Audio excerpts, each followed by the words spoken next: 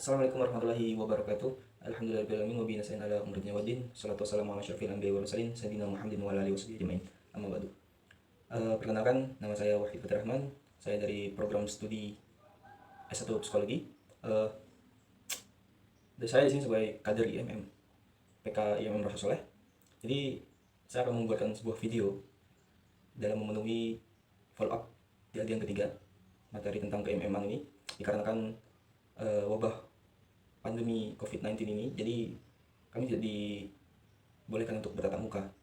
Jadi sebagai gantinya membuat sebuah video tentang materi ke-IMM-an ini.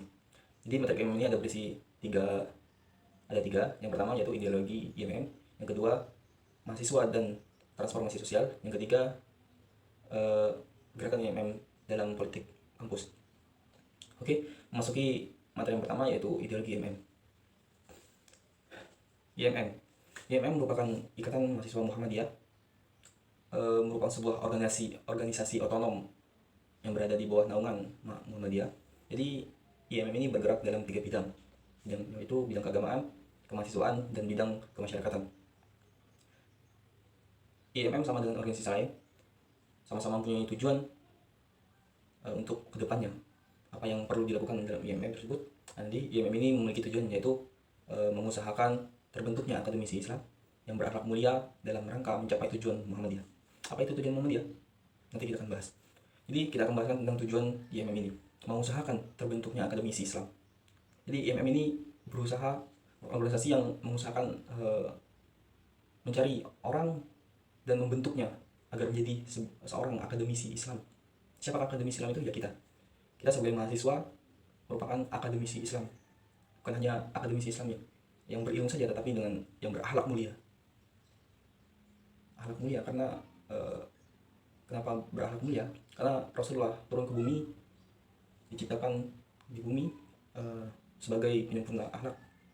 Tujuan Rasulullah turun ke bumi yaitu untuk menyempurnakan akhlak umat-umatnya. Jadi IMM ini berusaha untuk membentuk akademisi Islam ini yang berakhlak mulia, bukan hanya mempunyai ilmu yang tinggi, tapi juga akhlak yang yang dalam. Terus ini bertujuan untuk apa? Ini bertujuan untuk mencapai tujuannya Muhammadiyah. Nah, apa itu tujuan Muhammadiyah? Tujuan Muhammadiyah yaitu menegakkan dan menjunjung tinggi agama Islam sehingga terwujud masyarakat Islam yang sebenar-benarnya. Nah, jadi IMM ini melalui IMM Muhammadiyah akan membentuk masyarakat Islam yang sebenar-benarnya. Nah, IMM ini membantu Muhammadiyah karena IMM merupakan organisasi yang di bawah naungan Muhammadiyah. Jadi otomatis IMM ini akan mewujudkan tujuan yang Muhammadiyah dengan membentuk akademisi Islam. Nah, kita mahasiswa jadi yang berakhlak mulia sehingga tujuan Muhammadiyah tercapai, yaitu masyarakat Islam yang sebenar-benarnya.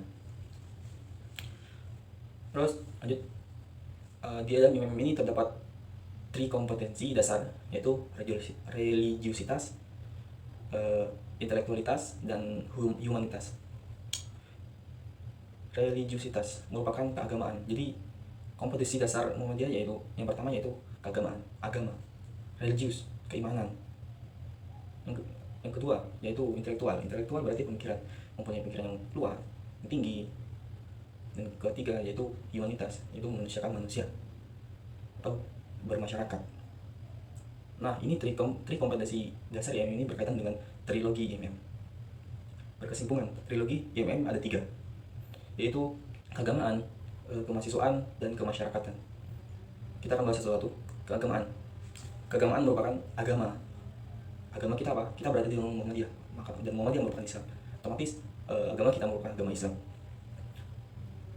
Jadi sebagai akademisi Islam, kita sebagai akademisi Islam harus mempunyai agama religius yang kuat, iman yang kuat. Tidak hanya Islam abal-abal ataupun Islam KTP kata orang itu.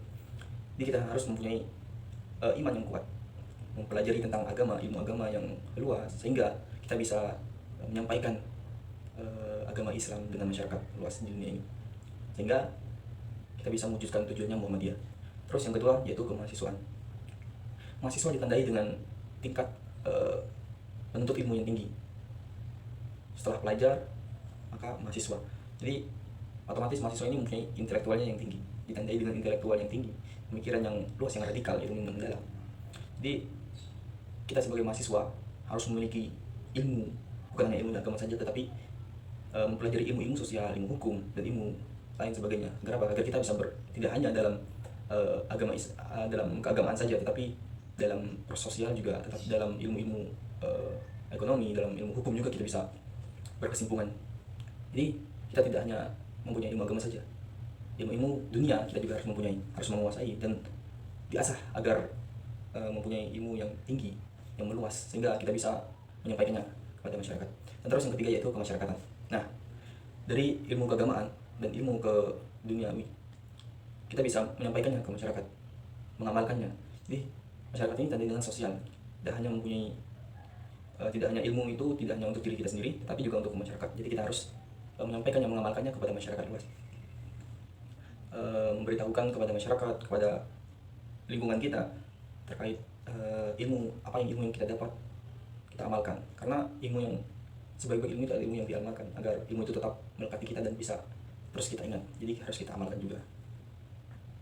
Jadi dari tiga kompetensi dasar dari trilogi IMM itu tidak melenceng, itu tetap berkesimpungan dengan tujuannya IMM ataupun tujuannya Muhammadiyah. Jadi semuanya itu bertujuan untuk memasyarakatkan Islam dengan sebenar-benarnya. Nah, selanjutnya itu yang kedua, mahasiswa dan transformasi sosial. Mengenai transformasi sosial, yaitu kehidupan sosial ini bisa berubah dengan seiring berjalannya waktu. Cara dalam berkehidupan sosial itu bisa berubah.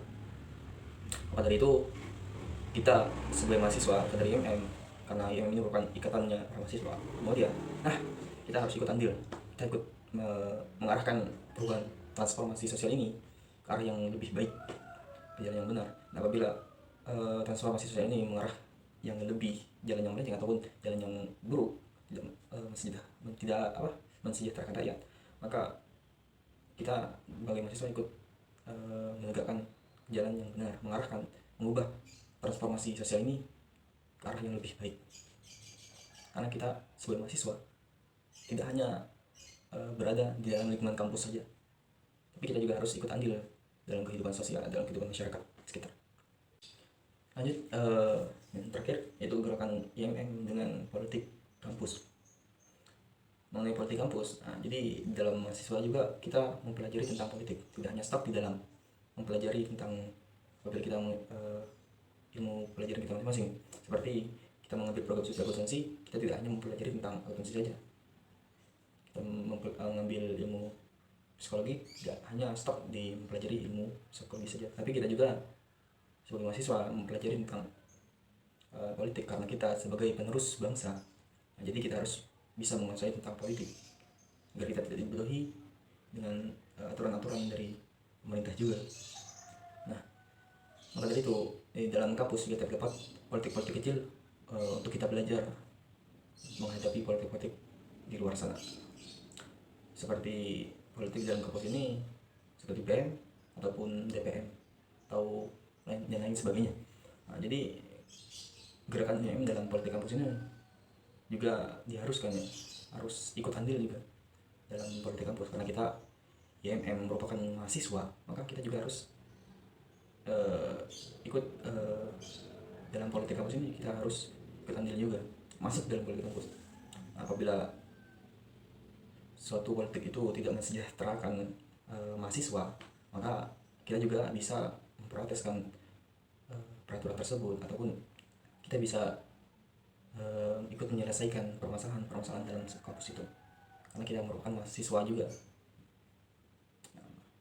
Sekiranya menurut saya sih kita sebagai kader IMM juga, maka kita juga harus ikut dalam politik dalam kampus, organisasi di dalam kampus seperti BEM ataupun DPM.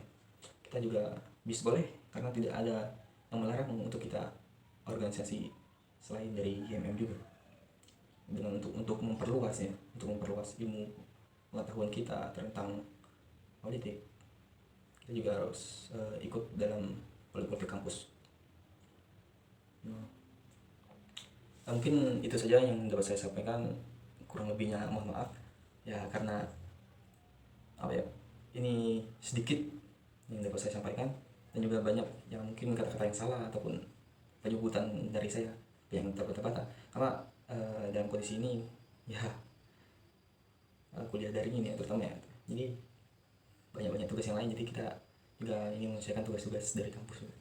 Mungkin ini untuk waktu luang saya, mungkin sedikit ini yang dapat saya sampaikan dan menyelesaikan follow up di adik yang ketiga ini tentang materi KMM ini. Mungkin ini saja.